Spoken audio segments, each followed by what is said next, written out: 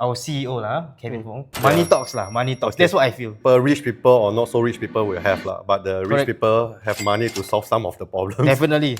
Skip this video if you want sales talk. If you want the honest truth, keep watching. Welcome to another episode of Haikal Titus Honest Truth. HTHT.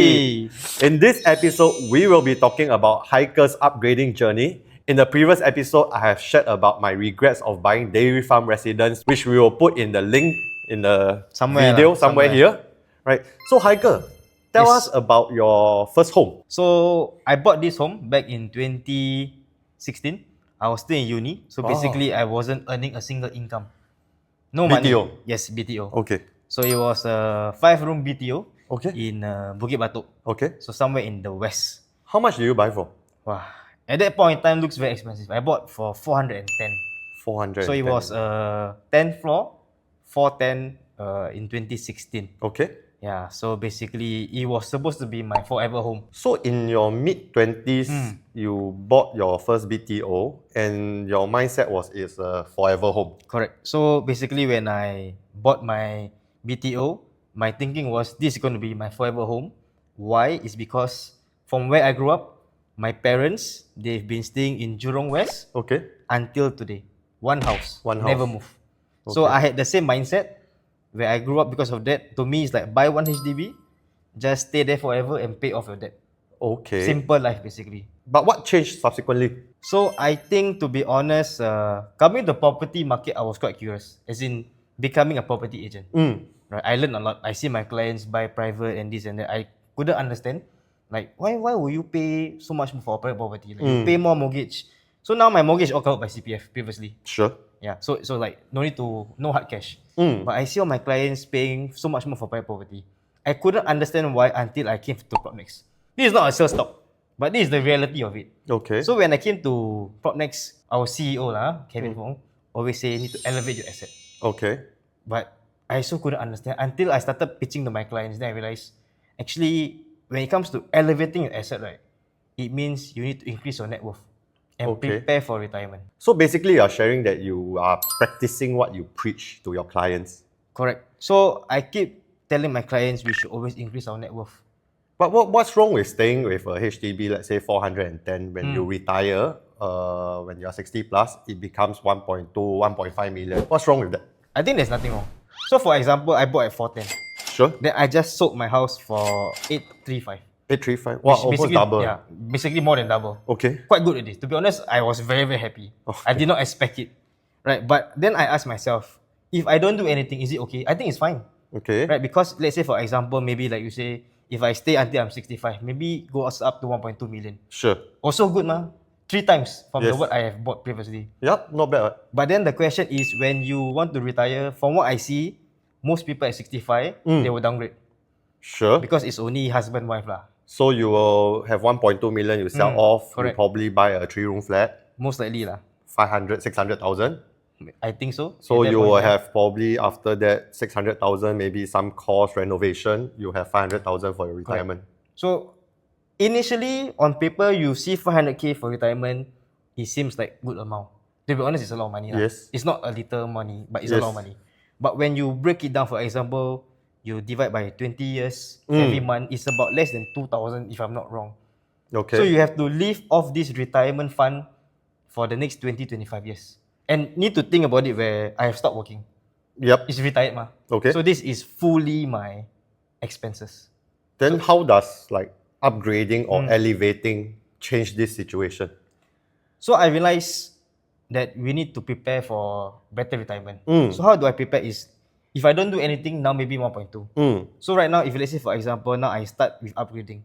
So my net worth was 800k. Then now I have going to upgrade to maybe a 1.8 million property. Sure. So hopefully, if I keep moving a bit more, hopefully I have about a 3 million net worth. Okay. Minimally lah, hopefully. So if 3 million at 65, that's my net worth. Then if I were to retire, buy the same 500,000-600,000 HDB 3-room flat. So now I have 2.5 million in cash. Right. So I think that is where I wanted to have, because I think having enough cash is definitely better than having not enough cash. A lot more comfortable. A lot more comfortable. I can do in case of any emergency, like health issues. As you get Sure. older, I'm pretty sure, even and now I got leg pain and everything.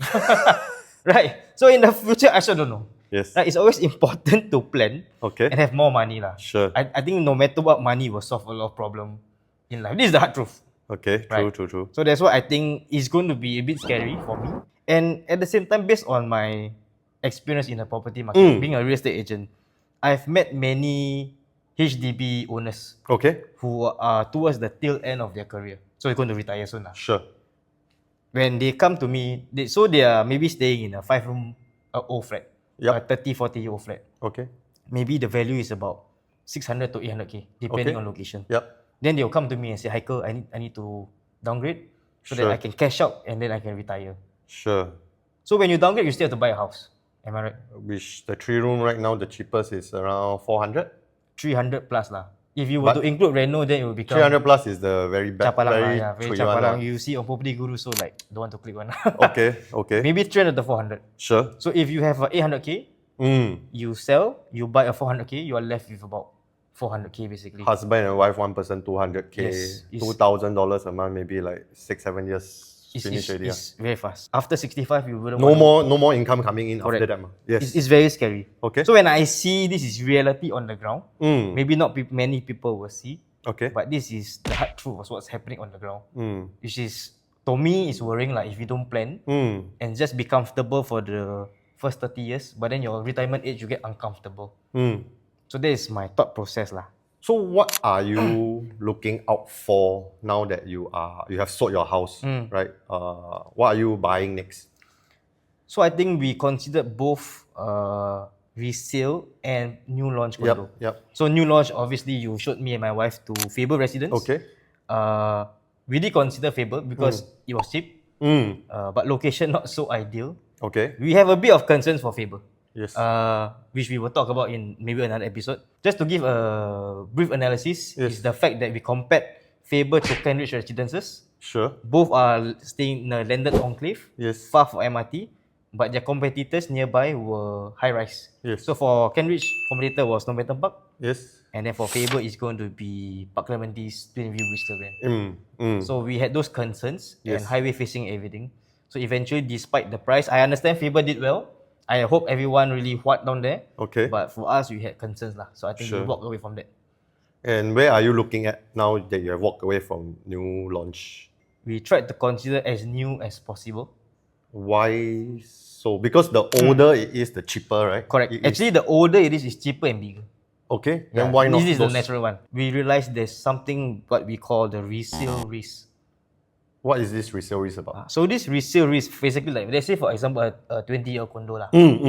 Maybe you are the first owner. Yep. You bought maybe at 800K. Sure. Then I come in as the second owner.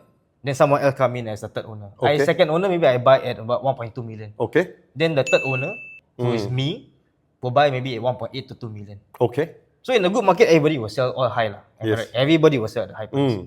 But I feel, in case a bad market comes, we do not know. You can sell at 1.8 and still make money. Sure.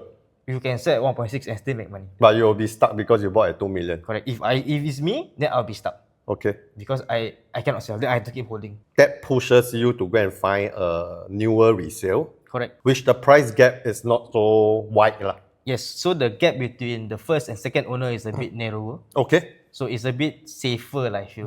So that's what I wanted. So we narrowed down our search to newer resale. So to minimize this risk. So have you bought the unit right now or you are still searching? So as of today, yes, I have placed the option. Okay. So it's somewhere in the east. Okay. Yeah. So for me, a west side boy. East side, west side. East side, best side, I know. So back in 2023, I dealt with a lot of clients in the east. And I was telling my wife, wow, east side is so it's so different. It's just the vibe very different. Right. So I told my wife, maybe one day we should live in the east, maybe towards Dream come retirement. true. Yeah, correct. So yes, it's a bit early. I didn't expect this. So eventually we went with condo in the east, which just TOP called Yeah. Penrose. Okay. Yeah, so if you know Penrose, there's a bit of a challenge there lah, because PIE facing. correct, it's PIE facing. So our unit is not facing the PIE lah. But then the unit not facing PIE will be more expensive, right? To some extent, yes, it will be more expensive naturally. Then why don't you go for the cheaper one? Okay, so for me, it's own stay. On stay, okay. For me, it's own stay. So I viewed unit at Park Clementes Okay. in the west, where The they AYE. are also AYE facing. Okay. If you are someone who needs white noise, then yes, it's perfect for you lah. But not for me and my family. So Okay. that's why we decided yes, it's a bit more of a premium. But we realized these highway facing units in the resale market might be a challenge. So people are still willing to pay more for the non-highway facing. Okay. Yeah. Okay. If you're renting out, it's fine. But I think for own stay, it's a bit of a challenge lah, we feel. So now, Haikal, you have gone through the selling and then buying, right?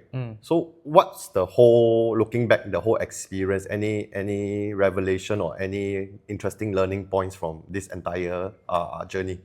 Between me and my wife, I wanted to upgrade. Okay. Not my wife. Ah. So my wife was the one who was like questioning this decision, because to her it's like, we have 5 room, Yes. comfortable, in a decent location, upcoming MRT, got ACS and everything. Tengah is upcoming. So why should we sell? Right. So for me, it's like I had to convince my wife that we need to look into the future, which goes back to retirement lah. Okay. So that's where we decided to sell and upgrade.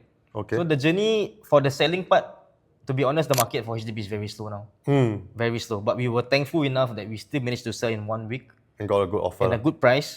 For the viewing of buying, I think my wife got tired quite fast. Ah. Not used to viewing. Yes. I think after 5-6 developments, she told me, okay, tired already.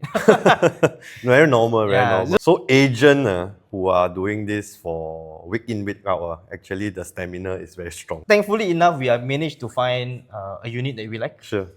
Good location, MRT, good primary school. To wrap things up, any word of advice to viewers who are out there who are probably sitting on the fence or probably just want to explore this upgrading journey, do you have to tell them? I think upgrading might not be for everyone, Okay. to be honest, right? Most people who stay in HDB are very comfortable. Space. Sure. Space and it's cheap. Right? You cannot get this in private. But you need to know what you want. Okay. If your needs are space and size, then of course you need to stay in HDB lah. Yes. That's the only way. But you have long-term plans Sure. for retirement, to leave something behind, legacy for your kids. Then you need to explore and understand that some sacrifice have to be made. There has to be a trade-off. Correct. There has to be a trade-off. Okay. Where you prepare for retirement, but the size has to go down. Okay. No, this one cannot hide lah. If you move to a condo, there has to be a sacrifice in space.